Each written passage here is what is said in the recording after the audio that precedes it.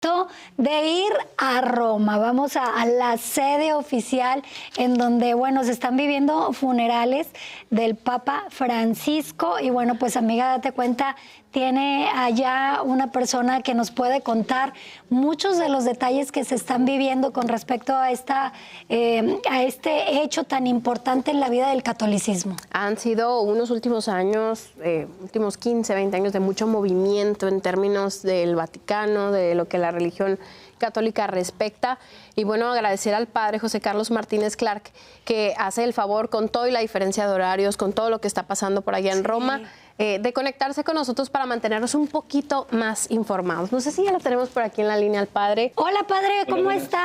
¿Qué tal? ¿Qué hora es allá? ¿Ya lo hicimos madrugar o trasnochar? Buenas tardes, pues para mí son las tardes, son las 8 de la tarde, de la noche. Ustedes están en la mañana, sí, me parece. 11:20 de la mañana. 11:20 de la mañana, padre. Tato, bienvenido. Bueno, antes de que vayamos con el tema del Papa Francisco, me gustaría saber un poquito de usted, para que la gente tenga contexto, con quién estamos platicando, de dónde es el padre Tato y qué está haciendo por allá en Roma. Bueno, pues yo soy originario de ahí de Hermosillo, salí del clero de Hermosillo, de la arquidiócesis de Hermosillo. Tengo apenas 4 años de ordenado. A mis 4 años de ordenado, el obispo me ha enviado a Roma a seguir estudiando la licenciatura en Sagrada Liturgia. Y en eso estamos ahora. He estado en algunas parroquias ahí como vicario de Hermosillo, Santísima Trinidad, la Inmaculada. También estuve en el seminario como formador, director espiritual, y ahora pues desempeño este servicio de una manera diferente. Padre, cuéntenos un poquito. Usted está en Roma. A ver, yo jamás he ido para allá. ¿Está usted lejos del Vaticano? ¿Le ha tocado estar en los funerales? ¿Ha visto usted? Cuéntenos qué ha visto. Sí, dice, pues vivimos nosotros en el Colegio Mexicano, que sí está un poco retirado del Vaticano. Todo lo que se está llevando a cabo está en el Vaticano, en la Plaza de San Pedro, ¿no? Ahí en donde está el Papa. Desde que murió el lunes, como sabemos, empezaron pues, ritos que se llevan a cabo. El martes, miércoles, jueves y viernes lo pusieron ahí en frente de la Basílica de San Pedro, a los pies del altar, el altar mayor. Desde ese entonces hasta ahora se dice que hay han pasado más de 250,000 fieles pues a despedirse de nuestro querido Papa Francisco. Es mucha gente de todas partes del mundo que ha venido. Unos venían a lo mejor porque el domingo es el jubileo de los adolescentes, pero cambiaron su plan y ahorita pues de todas partes del mundo están llegando para prepararse precisamente para mañana, que es la misa exequial o la misa de funeral, ahí también en la Basílica de San Pedro. Se están haciendo alrededor de 5 o hasta 6 horas para poder llegar desde donde inicia la fila hasta para poder llegar a ingresar a la Basílica de San Pedro y poder ver pues un poco de tiempo ahí por última vez el resto, el cuerpo de nuestro pues Santo Padre, el Papa Francisco. Es mucha gente. Se siente el ambiente triste, pero a la vez un ambiente de esperanza, porque pues como se conoce, él es el Papa, o ha sido el Papa para nosotros, el Papa de la esperanza. Padre Tato, yo recuerdo que en vida el Papa Francisco comentaba que él iba a tratar de simplificar sus funerales, ya había instrucciones, y en este sentido, ¿qué estamos viendo de diferencias o qué se puede esperar ya para la etapa el funeral como tal, el sepelio? ¿Va a haber diferencias marcadas con respecto a las de otros papas? Sí, fíjese, precisamente algo que el Papa Francisco hizo es modificar, más bien simplificar el ritual. Como sabemos, la Iglesia se maneja a base de rituales, ¿no? Todo está en los libros litúrgicos y sobre todo las exequias del pontífice es lo que ha simplificado. ¿Qué cosas ha hecho? Más o menos el Papa Francisco, y mismo él decía que él era el que iba a estrenar este nuevo ritual. Simplemente se ha simplificado. Ha puesto que la primera velación sea en la capilla del Vaticano, después que se meta en el cajón, como le llamamos nosotros, en el cajón. Antes se exponía el cuerpo sin el cajón, y sobre un catafalco, que era como una mesita donde estaba expuesto. Ahora solamente va a ser en el cajón. También se ha simplificado. Por tradición, el sumo pontífice era sepultado en 3 cajones, de madera, de zinc y otro de roble al final. Papa Francisco lo ha simplificado a solamente uno recubierto de zinc. Esto se hacía porque antes pues, se trataba de conservar más el cuerpo del Santo Padre, pero ahora pues hay más medios que lo pueden ayudar a eso. También lo que ha abierto el Papa Francisco es que el sumo pontífice se pueda sepultar en alguna otra parte que no necesariamente sea allí en el Vaticano. La mayoría de los papas están sepultados ahí en las criptas del Vaticano, y como sabemos, Papa Francisco siempre quiso en vida, lo ha dicho y lo ha puesto por escrito, quedar en otra basílica papal también, ahí en Roma, en el centro de Roma, que es Santa María la Mayor. Entonces estas cuestiones prácticamente fueron las que simplificó. También en el momento de nombrar al sumo pontífice, antes eran otras maneras, simplemente ha dejado el obispo de Roma, otras maneras más simples de nombrar al Papa Francisco. Esas fueron las cosas que se modificaron básicamente, pero lo demás sigue igual: una misa exequial a vista de todo el mundo, y después ya la sepultura.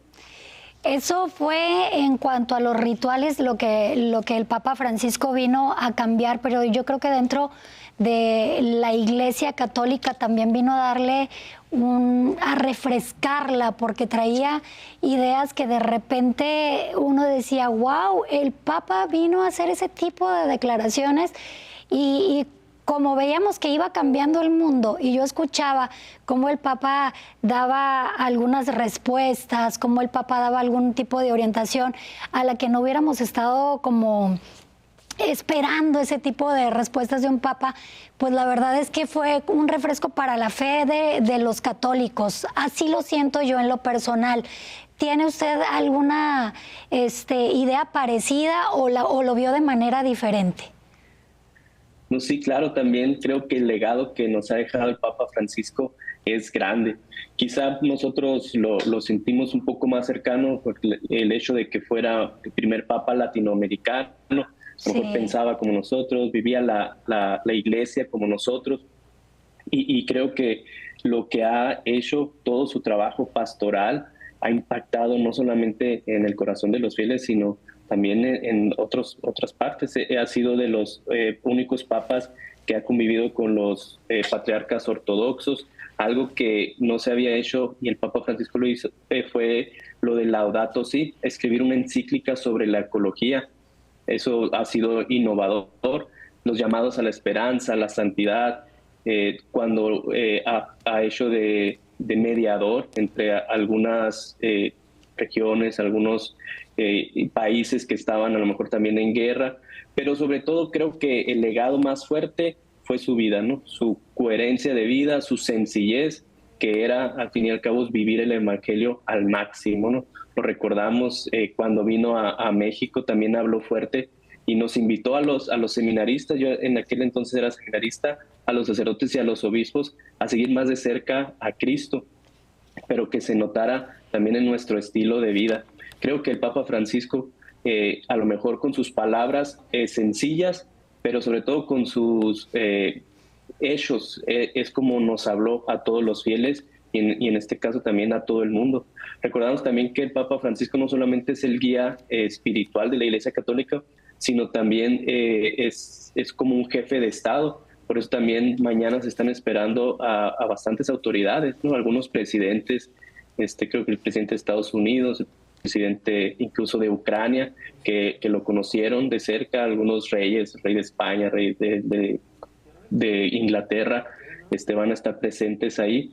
Y creo que esto es algo que precisamente nos dice que el Papa Francisco era querido, que el Papa Francisco, por lo que nos ha dejado como herencia, por así decirlo, pues es algo fuerte, ¿no? También la inmensidad de gente que se ha ido o ha querido despedirse de él, nos dice que es un Papa querido, y sin duda que ha venido a revolucionar la Iglesia, no con cosas nuevas, creo yo, sino más bien viviendo fielmente el Evangelio, ¿no? Teniendo esa coherencia de vida. Debido a ese ejemplo que usted menciona, padre, hay mucha gente, incluso fuera de la religión, que está lamentando la pérdida del Papa Francisco, y que quisiéramos más que nos pudiera evangelizar más respecto a la vida del Papa, lo que usted pudo vivir por allá en Roma, pero creo que también se viene un evento muy importante que será el cónclave. ¿Tenemos ya alguna información al respecto con miras a cuándo va a empezar? Sabemos que la duración no hay una duración fija para el mismo. Exacto. ¿Cuál es el ambiente en Roma de cara al próximo cónclave? Sí, precisamente cuando un papa fallece se declara la sede vacante, ¿no? Y precisamente todas las miradas o los piensos es al cónclave quién sigue, quién se elegirá. Pero precisamente los rituales también son claros.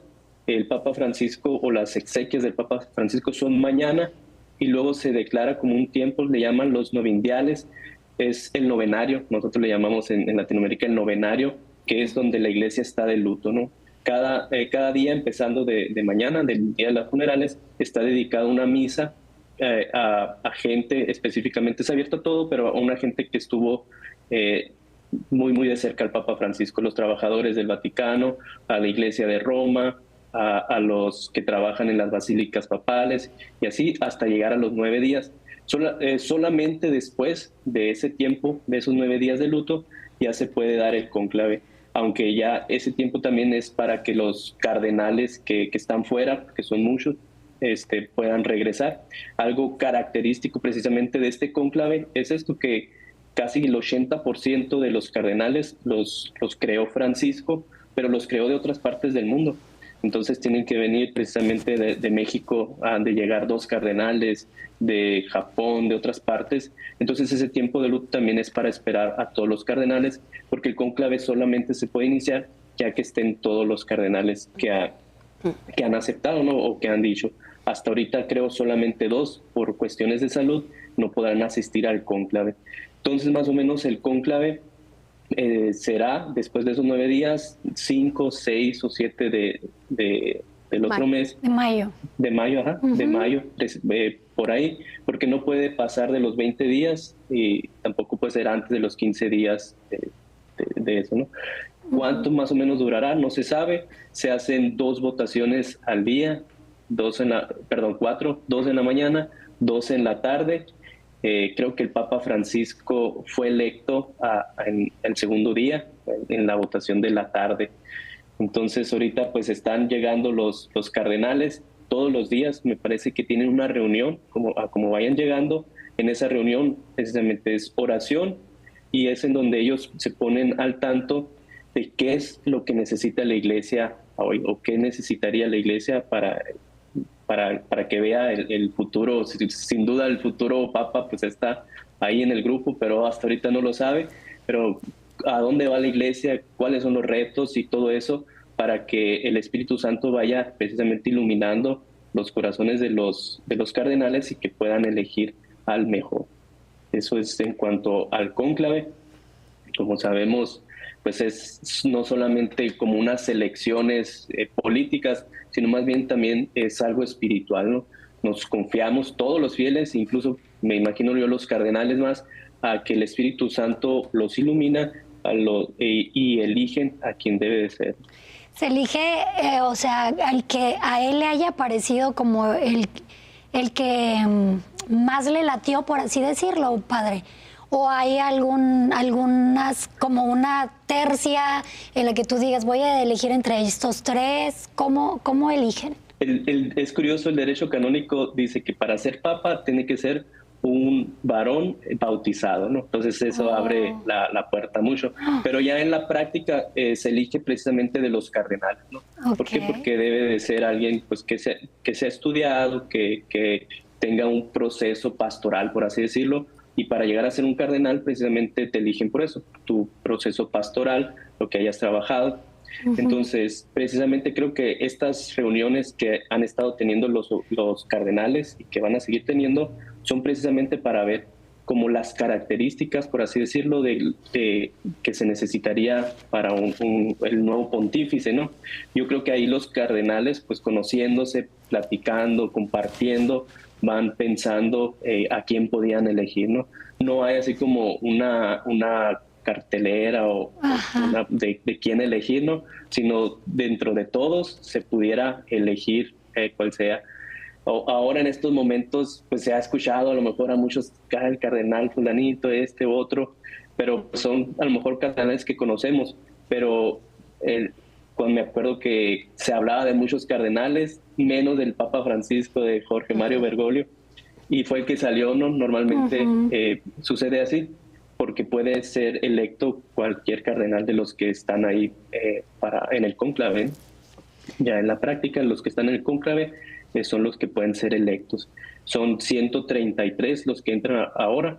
Antes eran 120, Papa Francisco creó estos pocos de más, y hasta la fecha pues se han reportado que entrarán 133. Estos otros dos por cuestiones de salud no podrán ingresar al cónclave. Muy bien, padre, le agradecemos que se haya tomado el tiempo para platicarnos y guiarnos un poquito en cómo es que se está viviendo este proceso tan importante para la fe católica, y yo creo particularmente para los mexicanos y la gente de habla hispana, un papa muy querido. Sí, claro que sí, creo que todo el mundo lo recordamos y como siempre decía él, hagan oración por mí. Creo que ahora más que nunca podemos elevar una pequeña oración por el Papa Francisco. Muchas gracias, padre. De verdad, estaremos muy al pendiente y ojalá que podamos tener más reportes a través de las diferentes plataformas. Aquí en Amiga Date Cuenta, Proyecto Puente, para que nos siga compartiendo los procesos que habrá muy importantes en los próximos días. Claro que sí. Muchas gracias y un saludo a todos. Gracias, buenas noches. Un abrazo desde Hermosillo, que debe el padre pues estar extrañando también, ¿no? Sí, claro, a la familia. Sí.